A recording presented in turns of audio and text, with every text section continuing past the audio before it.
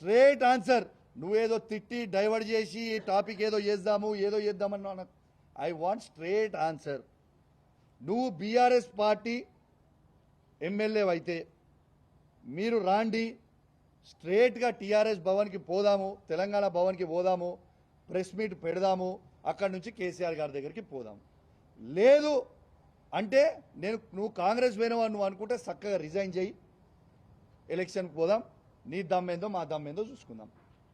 రేపు మాత్రం ఖచ్చితంగా ఇవాళ పోలీస్ నిర్బంధంలో నన్ను ఆపినో, నన్నే కాదు మీడియా వాళ్ళని కూడా లోపల రానియలే, చాలాసేపు మీడియా వాళ్ళని కూడా లోపల రానియలే మీరు.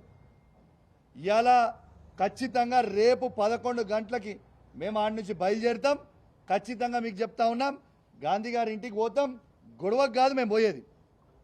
ఆయన మా బీఆర్ఎస్ పార్టీ ఎమ్మెల్యే అంటుండు కాబట్టి మా షేర్లింగంపల్లి కాన్స్టిట్యున్సీలో ఉన్న బీఆర్ఎస్ కార్యకర్తలు, మా ఉమ్మడి రంగారెడ్డి జిల్లాలో ఉన్న బీఆర్ఎస్ కార్యకర్తలు, జిహెచ్ఎంసీలో ఉన్న బీఆర్ఎస్ కార్యకర్తలు అందరం కూడా ఆడ మీటింగ్ పెట్టుకోవడానికి పోతున్నాం. ఆయనకు స్వాగతం పలికి తెలంగాణ భవన్కి తీసుకొచ్చి మళ్ళా కేసీఆర్ గారి దగ్గరికి తీసుకుపోతామని చెప్పి సందర్భంగా తెలియజేస్తా ఉన్నాను. బీఆర్ఎస్ పార్టీకి వస్తాము రాము. బీఆర్ఎస్ పార్టీలో ఇటువంటి చేరినాక ఆ గౌరవం లేని సంసారం చేయగలుగుతామా? మేము బ్రోకర్లతో మీరు సంసారం చేయగలుగుతారా? అలాంటి వాళ్ళు ఇంకా 2-3 ఉన్నారు. మాకు కేసీఆర్కి విభేదాలు లేవు. నాకు ఎప్పుడు గౌరవం ఇచ్చారు, ఇప్పటికీ గౌరవం ఇస్తా, రేపు కూడా గౌరవం ఇస్తా. కానీ ఇటువంటి స్థాయిలో పడి పార్టీలో చాలామంది దూరమయ్యారు, ఇంకా దూరం కూడా కాబోతా ఉన్నారు. ఇవాళ సినిమానే చూశారు. రేపటి నుంచి ఇటువంటి ఊరు మీద ఆంబోతులు తిరుగుతూ ఉంటాయి మా ఊరు గ్రామాల్లో.